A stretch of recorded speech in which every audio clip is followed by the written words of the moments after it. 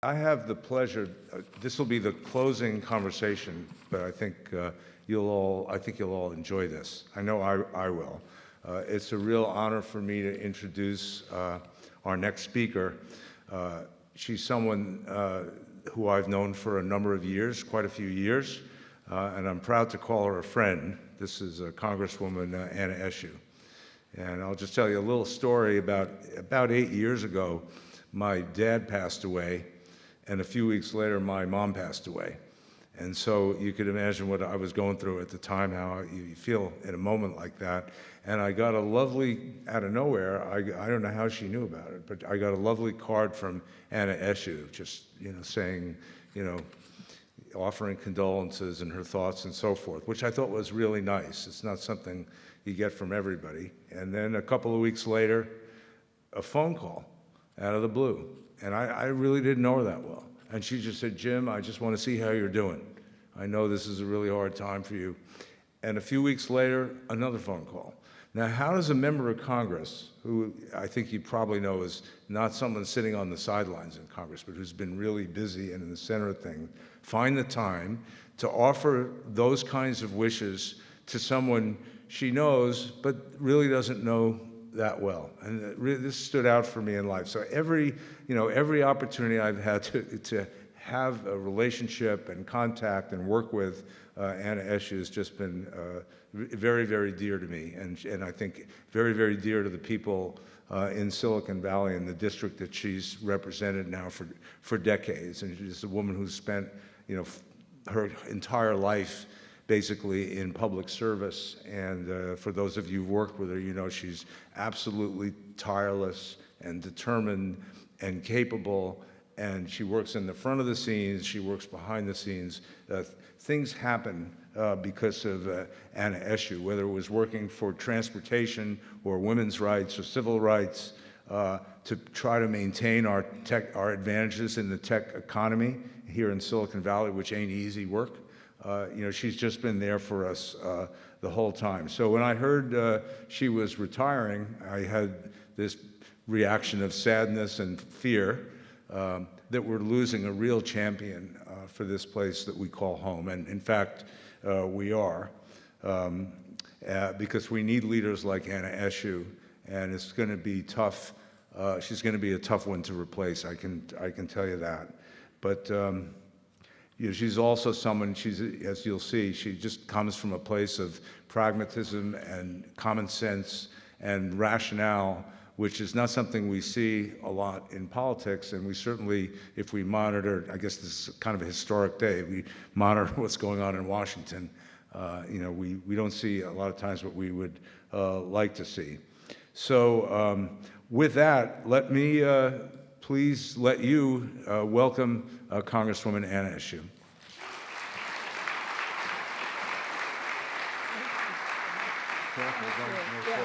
Thank you.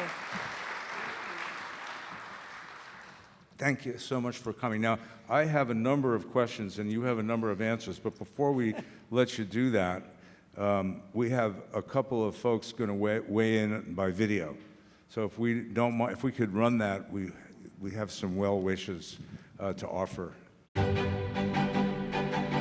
Congresswoman Eshoo is a fierce advocate and leader. She's been incredibly effective during her more than 30 years in Congress.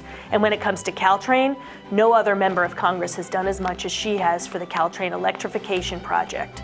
Crafting the blended system concept that launched Caltrain on the electrification path, successfully fighting to secure the first full funding grant agreement in the Trump administration, and securing additional funds coming out of the pandemic to keep the project on track.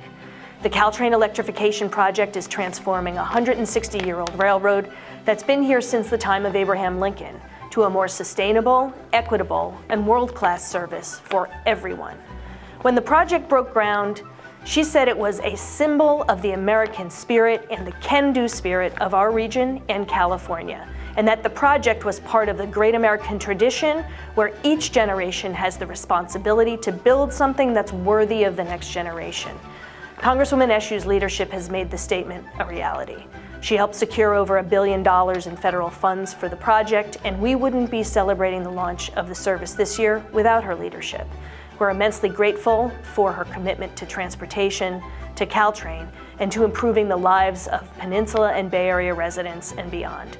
Thank you, Representative Eshoo, for your years of leadership and service to our region. Good afternoon. Thank you to Bay Area Council and Jim Wunderman for hosting today's annual Pacific Summit in San Jose to discuss the most pressing issues and biggest challenges facing the Bay Area. I'm proud to join all those gathered to honor a fantastic leader, a trailblazer, and a dear friend, Congresswoman Anna Eshoo. Anna, for more than 3 decades, you have been a powerful voice in the Congress for Silicon Valley with unmatched vision, courage, and passion for your constituents and for all Americans. You've been a tireless champion for women's rights, healthcare, technology, education, saving the planet, and so much more. And in partnerships with groups like the Bay Area Council, your leadership has been vital to the success of Silicon Valley as an unparalleled engine of economic activity, discovery, and innovation. Anna, my friend, thank you for all that you have done for the Bay Area, for California, and for our country. And congratulations on this well-deserved recognition. Thank you. Well, what do you think? I think Michelle Bouchard, I think, is actually here. He could have done this in person. Why don't we start with that and Sure. welcome and Oh, it's wonderful to be with you, Jim, and thank you, everyone. It's a real honor to be here with you and to say thank you to everyone for what you do, caring about our region, anything that's public is tough to do. It really is. So I think you all have a great deal of tenacity. It's an important ingredient in all of this. So I'm thrilled to be with you. When Jim said, will you come to San Jose? I said, of course I will.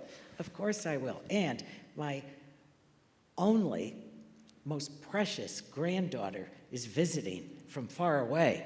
So you've got to know that you're special, that I left the house with that little munchkin running around. Oh, my God, she would distract everyone. Anyway, it's wonderful to be with you. Thank you so much, and we appreciate your time with us and have over the years. On Caltrain, since that's such an important and very timely issue, we worked on that together, and that was no easy deal. No. From conceiving it in the first place, when you started off by saying there's no way we're letting them wreck the line and put in all the and we figured out how to do it right, and then got the support to do it, but the funding, to electrify it and plan it and so forth. I know you were just in there, 24/7.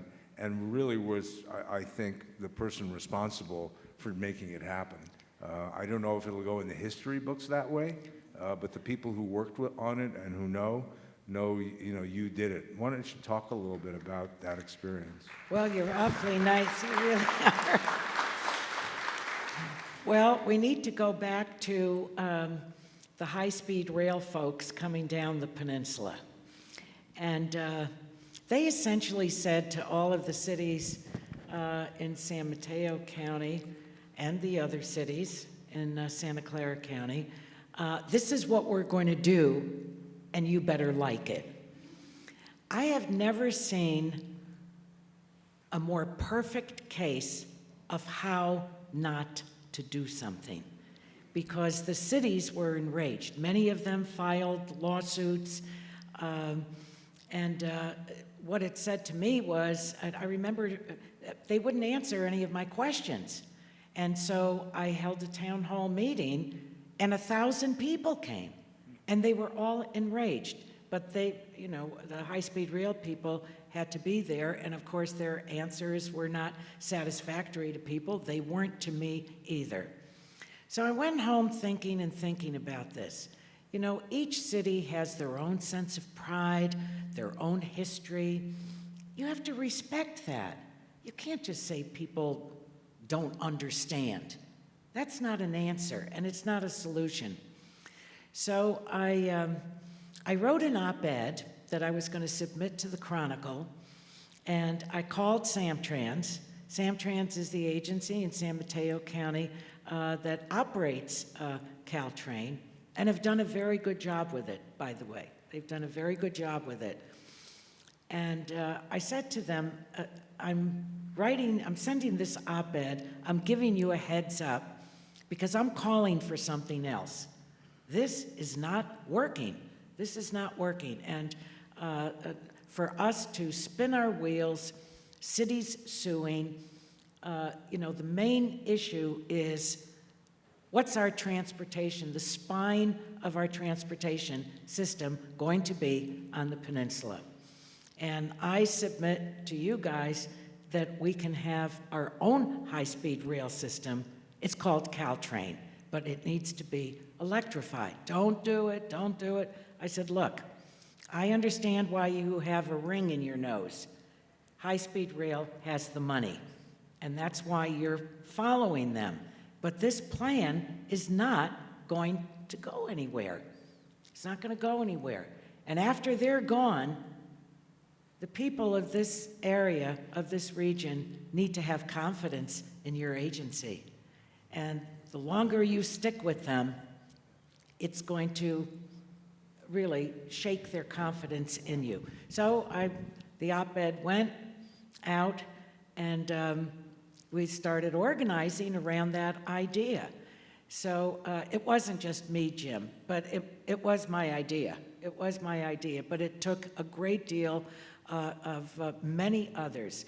Certainly the public agencies, those that are associated with them, the environmental community, the passenger community, the leadership of the cities up and down the peninsula. And once I knew we had that, I asked the Secretary of Transportation, who was at that time a former member of Congress of the House of Representatives, Ray LaHood, who was a good friend. We had invented and put on the bipartisan retreat for House members, which unfortunately, that went by the boards, but we had done that successfully in more than one session of the Congress. And what really worked out well was I sent a letter to him. I had other signatures. This is, our plan, and we want to talk to you and whatever. For whatever reason, his staff didn't give it to him until much later on. And I was getting ready to send another letter or call him. He called me. He said, Anna, this is totally unacceptable. I was a member of Congress. You have to pay attention to what the members are saying and doing. I'm coming to your office. I thought, this is really great that his staff didn't give him the letter, because he felt like he owed me something. So at any rate, he came. We had all the key transportation aid in the DOT, and that's what got it going in terms of the money. It was over $700 million was the first tranche of dollars that we got for the plan.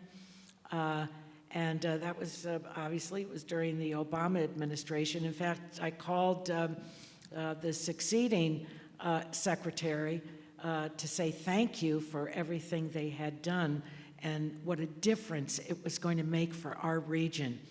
And he said, I'm on my way to the airport. I'm going home. It's over, the administration. And then several weeks later, I got a call from the Speaker, Nancy Pelosi, and she said, Anna, have you seen Kevin McCarthy's letter? I said, what letter? I haven't seen anything from Kevin McCarthy.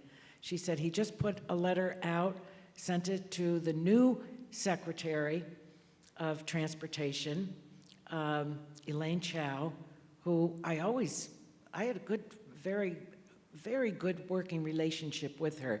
From previous administration and the Bush administration, she had been Secretary of Commerce. And so every Republican from the state of California, not that many, but every single one of them had signed the letter, Stop the funding, stopped the project. So we had to start all over again to reawaken all of the sectors that I just shared with you, the economic sector, the political leadership, the ridership, the environmental community, you name it.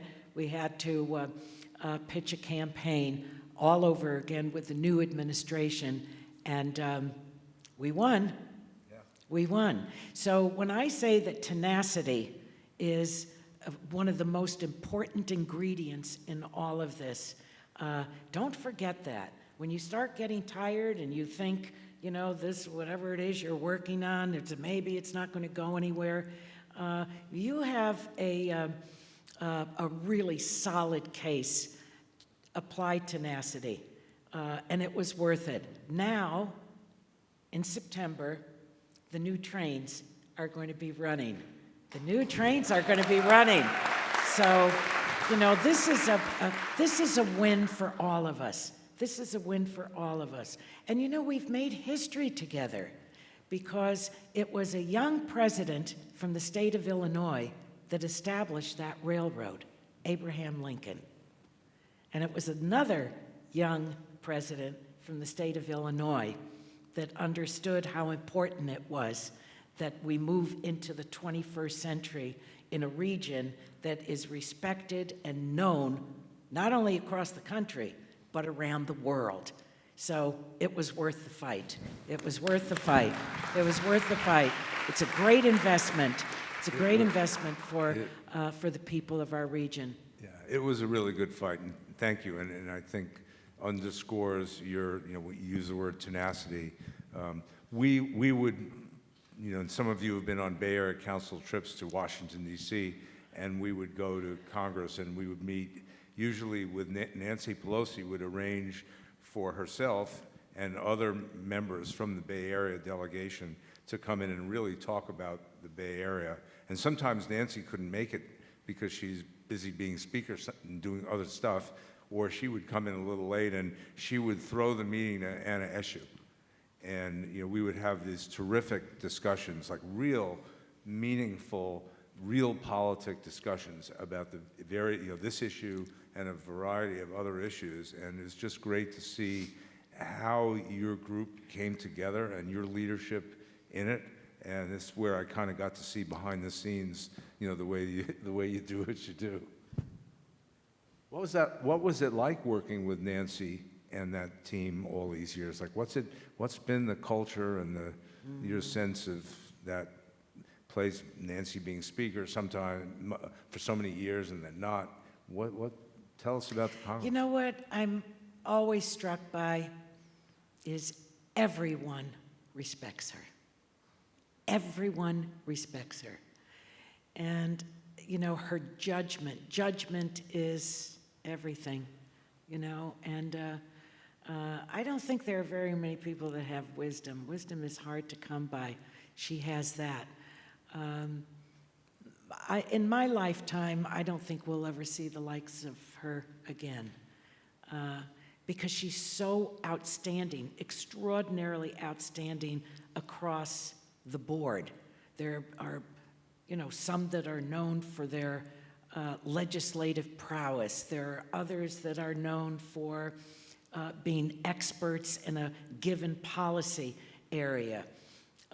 Others may be known for, you know, being superb fundraisers. Nancy is superb across the board in all of those areas. There isn't a thing that she doesn't know about our nation's budget. She can go up to the chairman of the Agriculture Committee and say, you know, there's an amendment that's being filed. You need to be prepared for that.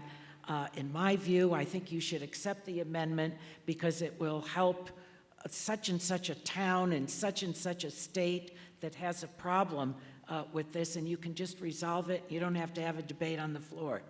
She'll know more than that chairman that may have been, you know, serving for 39 years. So she is absolutely remarkable, remarkable. and she always lives up to the values, to the values. And, well, I mean, you've seen how she has conducted herself. When the economy tanked, crashed, I remember we were going to fly home together, so I went over to her office, you know, dragging my suitcase with me, and I'm sitting in the, it's not really a reception area, it's just a long hall with some chairs in it. And her staffer came out and said, you know, she's on the phone with the Secretary of the Treasury. And I said, well, that's all right, I'll wait. Came back, she's still on the phone with the Secretary of the Treasury. I said, no problem, I'm reading the Washington Post, today's Post. Then I see the Secretary of the Treasury come in with his team. Then I see the entire leadership of the United States Senate, and then the leadership of the House, and I thought, something is really wrong. She had called the secretary and said, I don't like what I'm reading, and the House is adjourned. I'm willing to stay overnight and not fly home today to meet with you in the morning. And he said to her, this can't wait till tomorrow. I have to see you right away. And she said, but I'm the one that's calling you. You didn't call me to tell me this. And he said, well, the president really didn't want this to be out, but it is because I'm speaking to you. You know, when that vote came up, Republicans were voting against it. She brought, and I went into the cloakroom and was watching the stock market, and it was taking a deep dive. She called a caucus meeting. She stood in front of the Democratic caucus and said, I don't want to hear one member say that they're going to vote no. The American people sent us here to get the job done, not to hold on to our jobs. We may all lose our seats, who knows, but we have to do the right thing for the country. And she held the Democrats together. We had to retake that vote. Stock market went back up, and we had, we hadn't fully dealt with the problem, but we had taken the first major step. So that, to me, is extraordinary leadership. It's extraordinary leadership, and you know, she's a woman of enormous integrity. So those are some of the things that I think, you know, but she's a real patriot. She's a real patriot. You may not agree with her. You may not agree with her on policy, but that person, she's a woman of enormous integrity, and I think if she were here, she would shut my microphone off. She doesn't like anyone. She doesn't want to hear about it. Well, she's not. So, yeah, well, she's here in spirit, obviously. Exactly. The previous, turn to a different subject, and we may come back, but the previous panel was on artificial intelligence, and you know, there isn't a self-respecting meeting like this, certainly in this region, that doesn't cover that subject. So you have been the congressional leader of Silicon Valley for a long time, and now we're in the age of artificial intelligence, and you've seen some other technological adventures, you know, come during your time. So, you know, I know you've got legislation in this area. I mean, how do we make sure that we're doing right by AI and also by the the economy of the region, you know, and the leadership it wants to play in AI? What is your legislation about, and how to, you know, from the perspective of the leader of Silicon Valley? Well, first of all, AI holds tremendous promise. I mean, tremendous promise. But it also represents some peril. So it's up to the Congress to address both of those issues. And at the beginning of this Congress, I signed on with a colleague from Texas, Michael McCall. He's a wonderful guy and a good friend, to co-chair the House AI caucus. And very recently, the Speaker, Speaker Johnson, and Hakeem Jeffries, the minority leader, came together and appointed a committee. It's not a full standing congressional committee. It's a group of members, even number of Republicans and Democrats, to make recommendations back to the leadership of the House, the full leadership, both sides of the aisle, on legislation that the House should adopt. And I was appointed to that, which I'm thrilled that I was. I have viewed my role, especially as the co-chair of the caucus, to educate members. You're not going to have a member of Congress say out loud, "I don't understand this." But I do understand that many members don't understand it. And most of them are not on a committee that has anything to do with AI.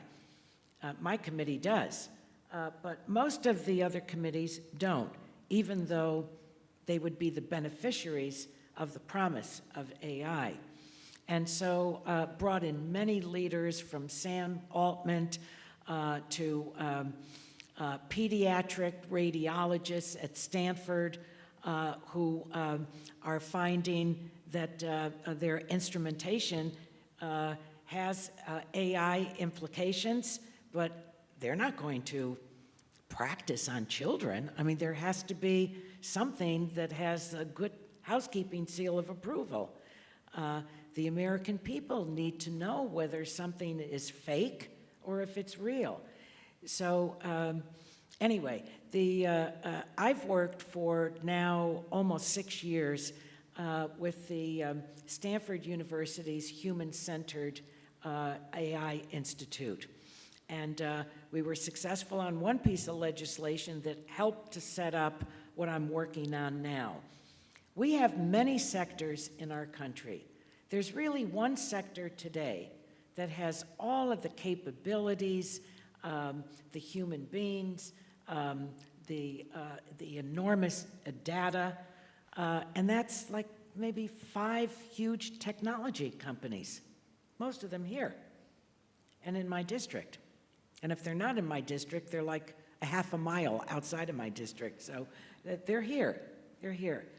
And but all sectors need to be engaged in this.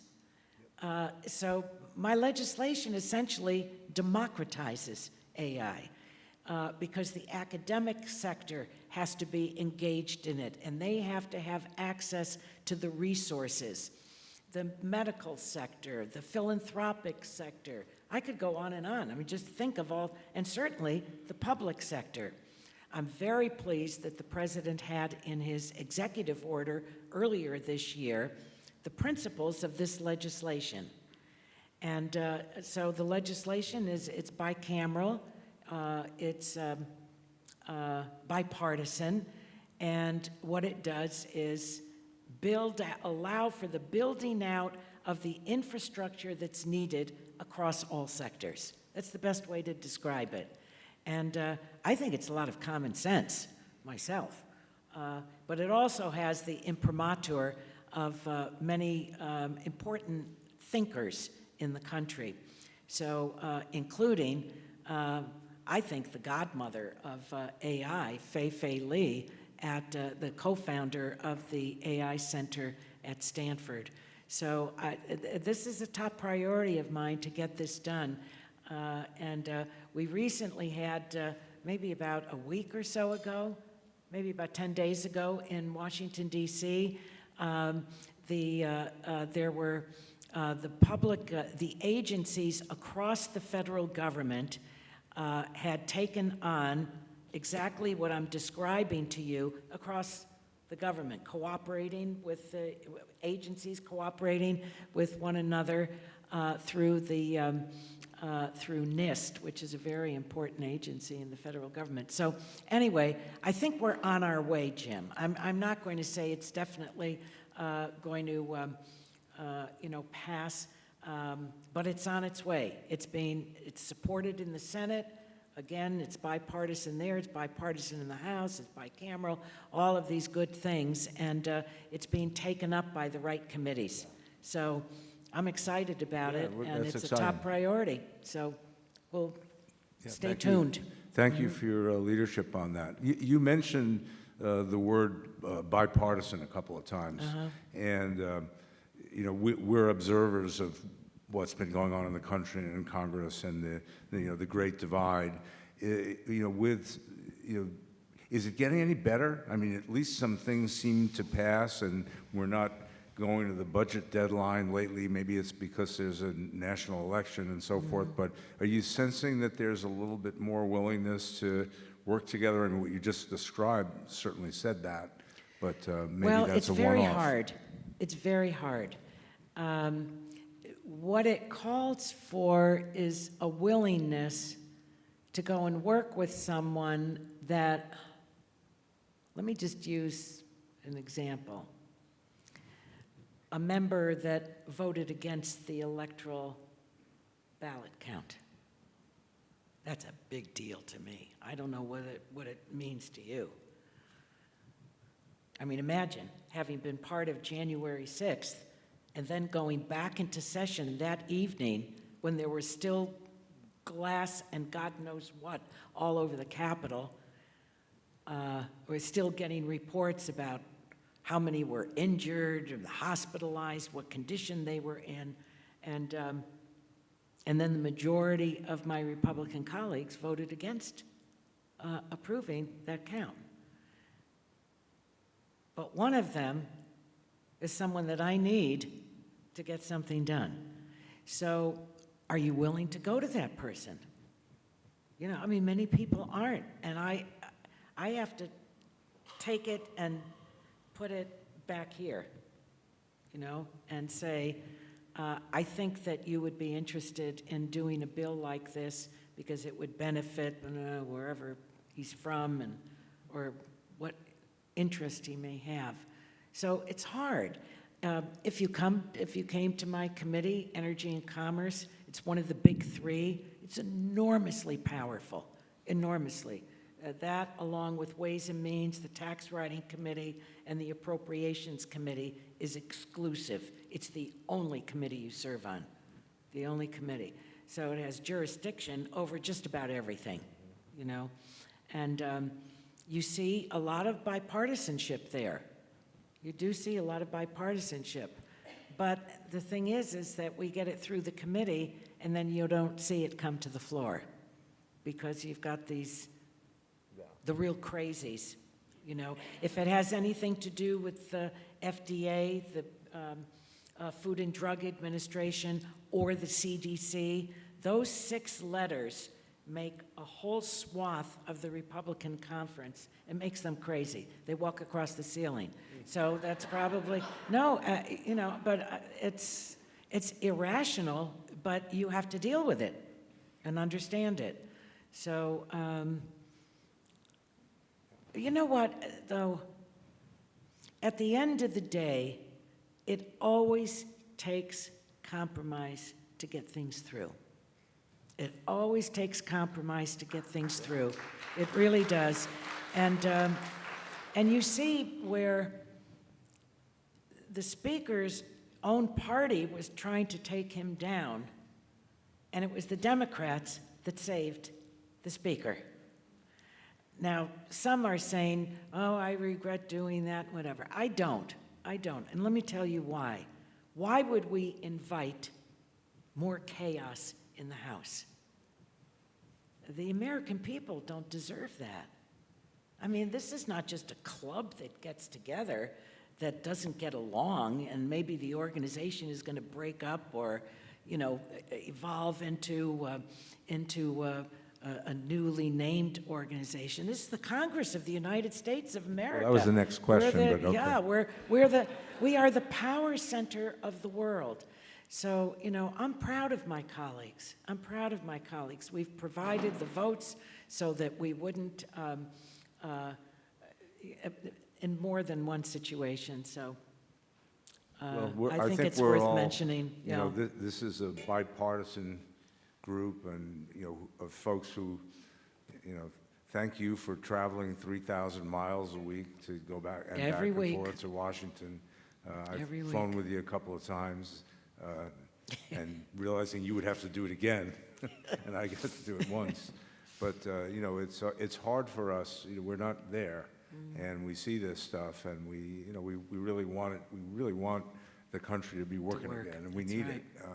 it. The competitiveness of our region versus other places in the world.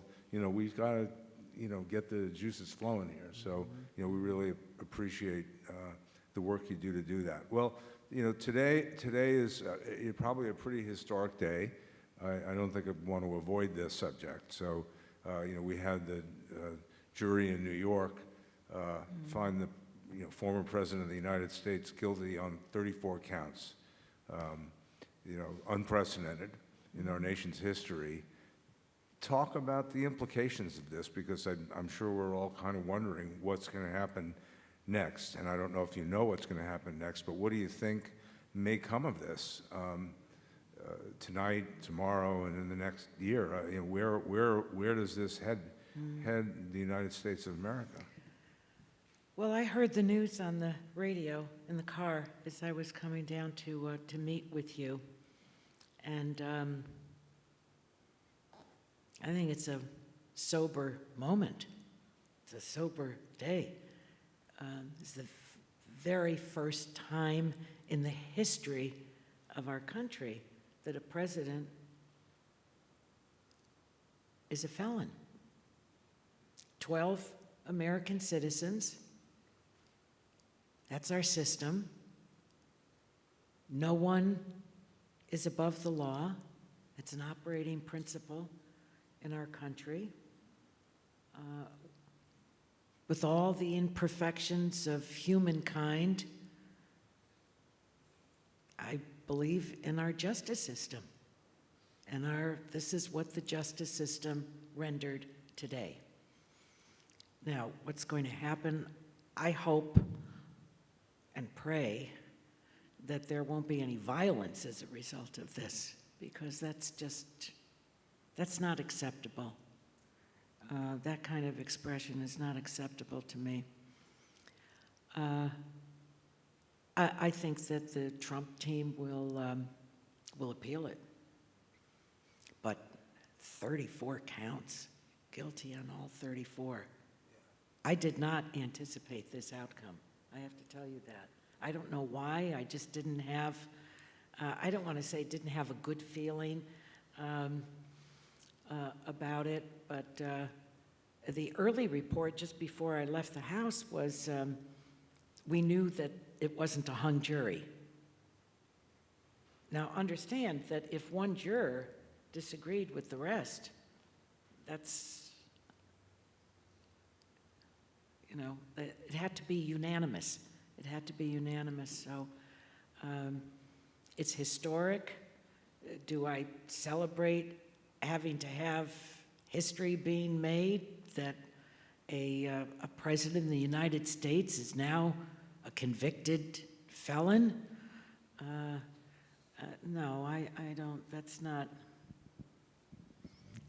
But it is historic. It is historic, and our system has worked.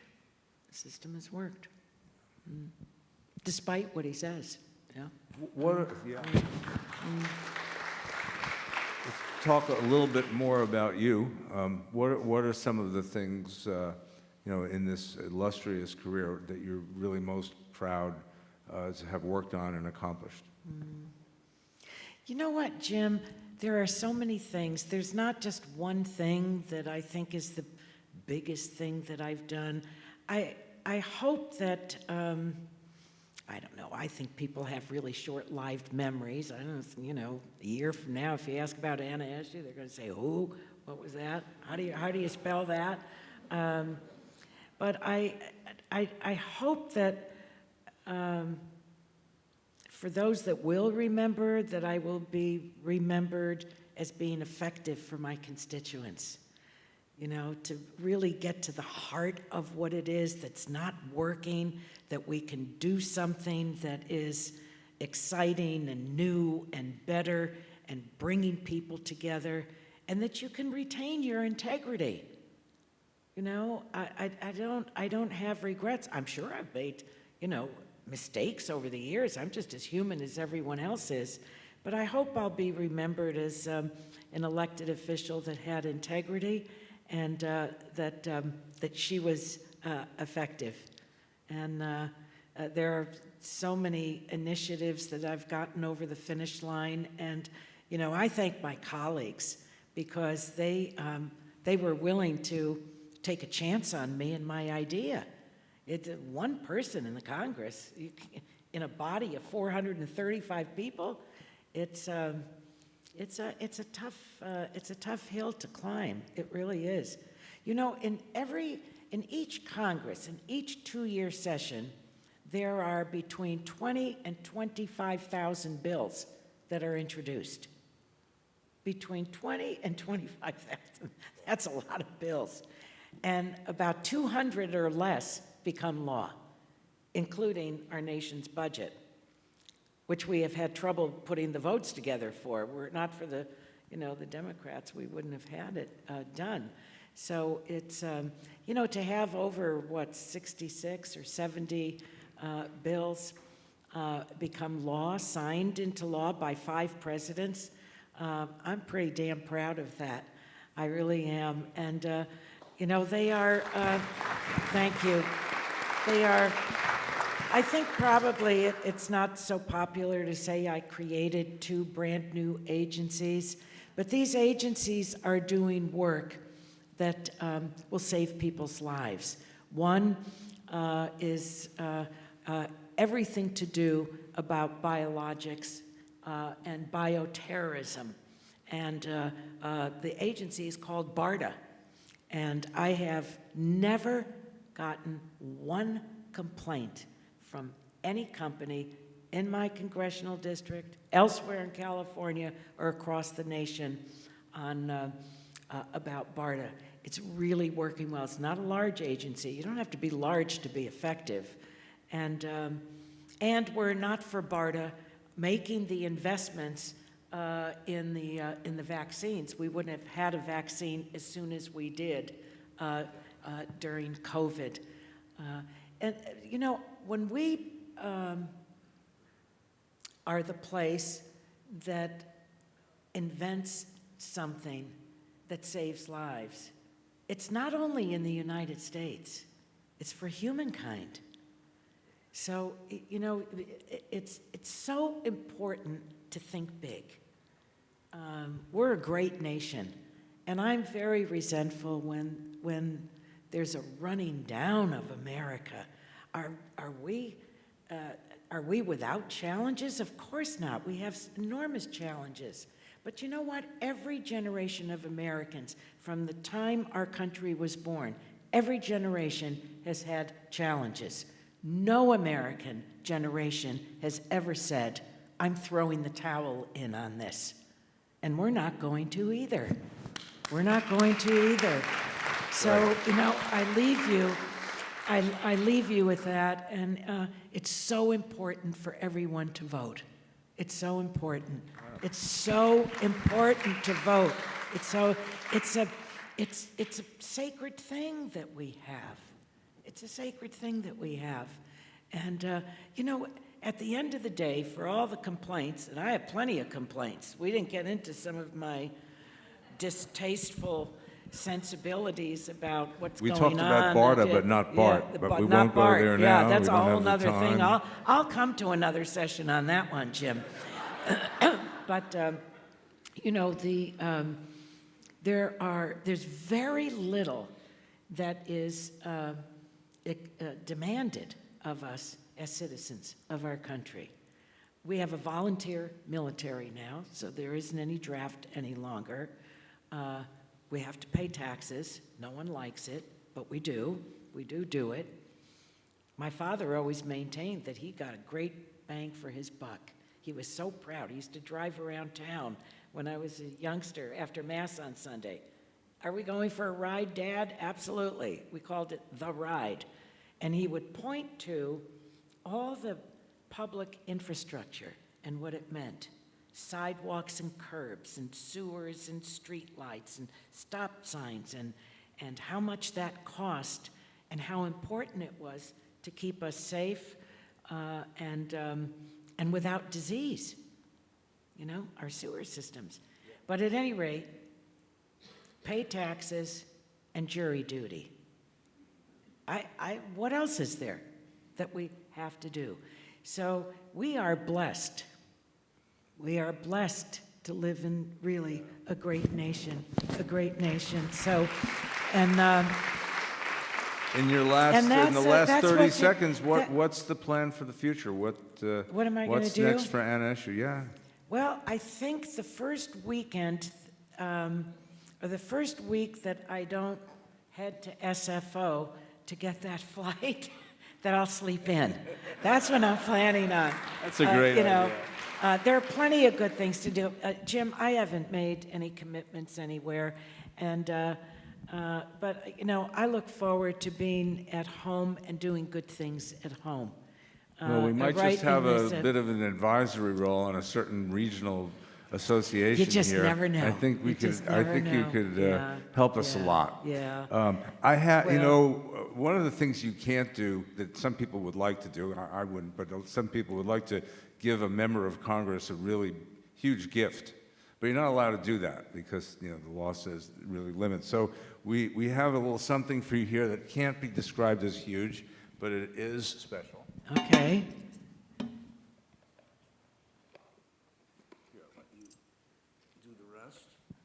Wow, just look at the wrapping paper. I've never seen, look at this paper. Can you see this gorgeous paper? Look at that. All sparkles. Let's see. I'm a jeweler's daughter, so good things come in small pack. Oh, isn't that great? Look at this. Bay Area Council. My cup of coffee tomorrow morning. That's great.